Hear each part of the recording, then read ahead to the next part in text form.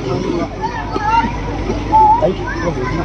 ونصلي على رسوله الكريم أما بعد أعوذ بالله من الشيطان الرجيم بسم الله الرحمن الرحيم يا أيها الذين آمنوا اتقوا الله حق تقاته ولا تموتن إلا وأنتم مسلمون وقال النبي صلى الله عليه وسلم النكاح من سنتي. نکاح سے پہلے چند موٹی موٹی باتیں نکاح کے بارے میں ہم سب لوگ ضرور سمجھیں، اس لیے کہ ہم مسلمان ہیں، اور ہم مسلمان جب کسی نکاح میں یا شادی میں شرکت کرتے ہیں تو بڑا دکھ ہوتا ہے اس بات کو سوچتے ہوئے کہ نکاح کی مجلس میں لڑکے اور لڑکی کے جو خاندان کے اہم لوگ ہیں وہ نظر نہیں آتے، وہ یا تو شادی بیاہ میں مہمانوں کے ساتھ مشغول ہوتے ہیں یا ادھر ادھر اپنا کھانے پینے میں لگے رہتے ہیں. حالانکہ یہ ہم سب جانتے ہیں کہ نکاح جس مجلس میں ہو رہا ہو اس مجلس میں، بلکہ اس پورے میرج ہال کے اندر سب سے جو اہم کام ہے وہ نکاح والا ہے. آپ بتائیے یہاں کیوں آئے ہیں نکاح کے لیے؟ اور پہلی بات یہ ہے کہ باتیں مسلمان ہیں، ہمیں یہ معلوم ہونا چاہیے کہ نکاح کے بڑی تعداد میں مسلمان نکاح میں شرکت کرتے ہیں، لیکن نہیں کہہ رہا آپ سے کہ آپ مجھے بتاؤ اپنے اپنے گریبانوں میں ہم جانتے ہیں کہ کیا ہم جانتے ہیں کہ شریعت میں نکاح کس کا نام ہے؟ بیان فرمائی نکاح کے مسائل علماء نے کتابوں میں لکھے ہیں. علماء نے لکھا ہے کہ نکاح نام ہے ملنے ملانے کا. سب سمجھیں اس بات کو. ایک بالغ لڑکا ایک بالغ لڑکی سے دو گواہوں کے سامنے یہ کہہ دے کہ میں تم سے اتنے روپے مہر کے بدلے میں نکاح کرتا ہوں، یا اس بات کو لڑکی لڑکے سے کہہ دے اور دونوں گواہ اس کی میرے ہاتھ میں پکڑ رکھی، لڑکا کہے تو لڑکی اور لڑکی کہے تو لڑکا یہ کہہ دے کہ مجھے یہ نکاح قبول ہے، میں نے قبول کیا. اتنے سے کام سے نکاح منعقد ہو جاتا ہے، دونوں شوہر بیوی بن جاتے ہیں. لیکن یہ جو نکاح کے اندر عربی میں خطبہ پڑھا جاتا ہے، کوئی مولانا صاحب مفتی صاحب حافظ صاحب آتے ہیں قرآن کی آیتیں پڑھتے ہیں، تو یہ اللہ کے نبی علیہ السلام کی صحابہ کی اور ان کے بعد سے اب تک کے اللہ کے نیک بندوں کی سنت ہے. ہم لوگوں کی زبان عربی نہیں ہے، نکاح کے اندر قرآن کی آیتیں حدیثیں پڑھی جاتی ہیں، پڑھنے والا پڑھ کر ہم سن کر چلے جاتے ہیں، کیا کہا جاتا ہے ہمیں نہیں پتہ چلتا. وہ خلاصہ مجھے ذکر کرنا ہے. قرآن کریم کی نکاح کے وقت میں 2-3 آیتیں پڑھی جاتی ہیں.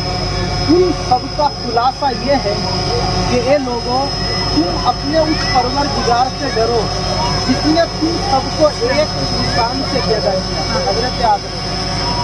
وَخَلَقَ مِنْهَا زَوْجَهَا، ان سے اللہ نے ان کی بیوی حضرت حوا کو پیدا کیا، اور ان دونوں کے ذریعے اللہ نے پوری دنیا کے اندر جتنے بھی انسان ہیں مرد اور عورتیں ان سب کو رکھا.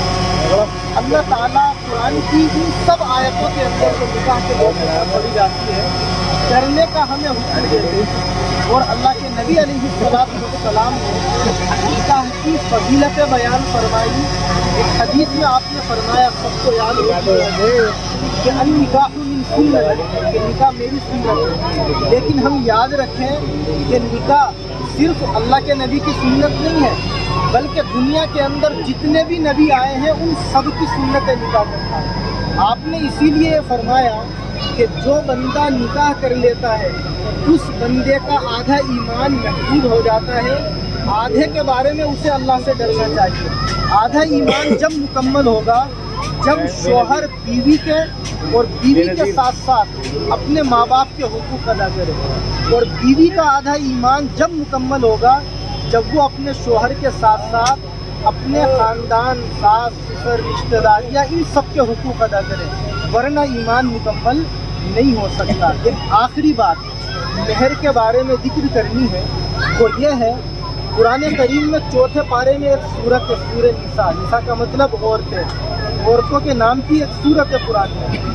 اس آیت میں جس کا میں نے ترجمہ کیا اللہ نے یہ مضمون بیان کیا. اگلی آیت میں مہر کا ذکر ہے اور اللہ فرماتے ہیں وَآتُوا النِّسَاءَ صَدُقَاتِهِنَّ نِحْلَةً، کہ تم لوگ اپنی بیویوں کا مہر خوش دلی کے ساتھ ادا کر دیا کرو. ہم لوگوں کے یہاں کیا ہے، میں ادھر بھی بتلا رہا تھا، جب نکاح کے اندر مہر کا نمبر آتا ہے تو مہر دینا لڑکے کو ہے، لینا لڑکی کو ہے، اور مہر متعین کون کرتے ہیں؟ لڑکے کے خالو، پھپھا، چچا. حالانکہ ان لوگوں کو نکاح میں، شادی میں وہ کھانا کھانا، وہ اپنے گھر اور یہ اپنے گھر. مہر اتنا اہم مسئلہ ہے نکاح کے اندر. آپ اندازہ لگائیے، حضرت علی سے حضور نے جب اپنی بیٹی کا نکاح کیا تو حضرت علی سے حضور نے کہا تھا، چونکہ چچیرے بھائی بھی تھے، کہ بیوی سے ملاقات کرنے سے پہلے مہر ضرور دے دینا. ہمارے یہاں کیا ہوتا ہے، بڑی تعداد میں یہاں لوگ ہوں گے جن کے نکاح کو سالوں گزر گئے اور آج تک انہوں نے بیویوں کا مہر ادا نہیں کیا.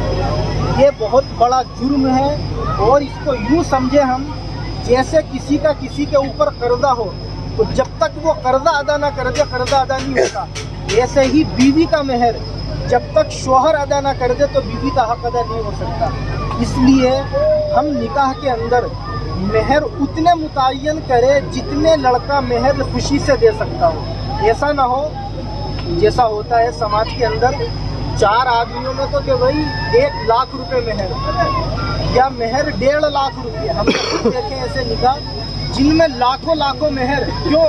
4 آدمیوں میں ہماری ناک اونچی ہوگی، لیکن زندگی گزر جاتی ہے، شوہر بیوی کو مہر نہیں دیتا. یہ گناہ کی بات ہے. اس لیے جتنے بھی یہاں لوگ موجود ہیں، میری سب سے گزارش ہے اپنی بیویوں کے وہ حقوق ادا کریں، اور خاص طور سے جنہوں نے بیویوں کا مہر نہیں دیا ہے وہ اپنی بیویوں کا ضرور مہر ادا کرے. زبردستی بیویوں کا مہر اپنے سر کے اوپر قرضہ بنا کر کے ہم نہ رکھیں. یہ چند باتیں ذکر کی ہیں، اللہ تعالیٰ ان پر ہمیں عمل کی توفیق نصیب فرمائے. الحمد للہ نحمده ونستعینه ونستغفره ونؤمن به ونتوکل علیہ ونعوذ باللہ من شرور انفسنا ومن سیئات اعمالنا. من يهده الله فلا مضل له ومن يضلل فلا هادي له. ونشهد ان سيدنا وسندنا ومولانا محمدا عبده ورسوله. أما بعد فأعوذ بالله من الشيطان الرجيم. بسم الله الرحمن الرحيم. يا أيها الناس اتقوا ربكم الذي خلقكم من نفس واحدة وخلق منها زوجها وبث منهما رجالا كثيرا ونساء واتقوا الله الذي تساءلون به والأرحام إن الله كان عليكم رقيبا. وقال الله تعالى يا أيها الذين آمنوا اتقوا الله حق تقاته ولا تموتن إلا وأنتم مسلمون. وقال الله تعالى يا أيها الذين آمنوا اتقوا الله وقولوا قولا سديدا يصلح لكم أعمالكم ويغفر لكم ذنوبكم ومن يطع الله ورسوله فقد فاز فوزا عظيما. وقال النبي صلى الله تعالى عليه وسلم النكاح من سنتي وقال عليه الصلاة والسلام ومن رغب عن سنتي فليس مني أو كما قال عليه الصلاة والسلام.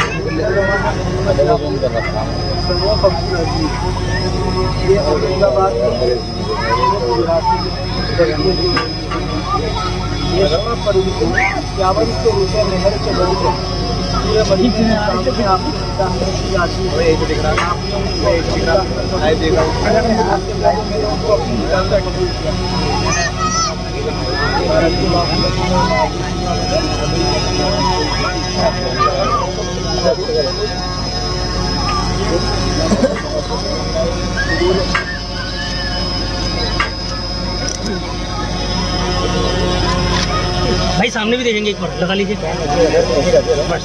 देखिए भाई सामने भैया देखना इस साइड.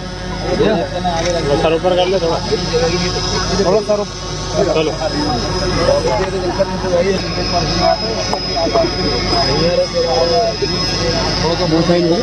ادھر کے ہو گئے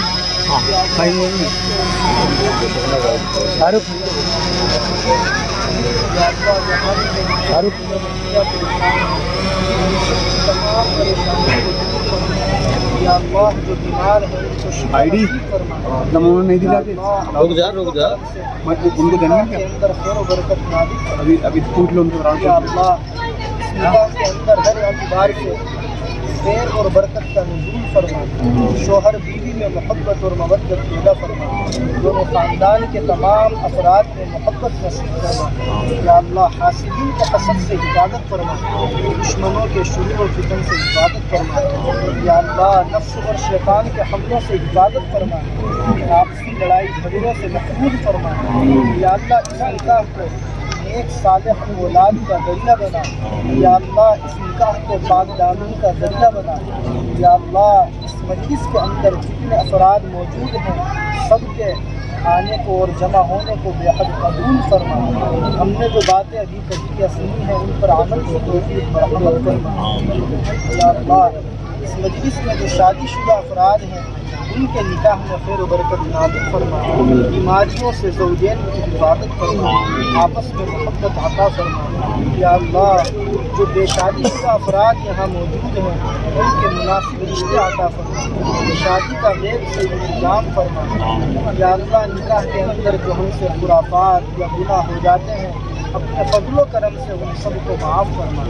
یا اللہ اپنے فضل و کرم سے اس نکاح کو بے حد قبول فرما. ہر اعتبار سے اس کے اندر خیر و برکت نازل فرما.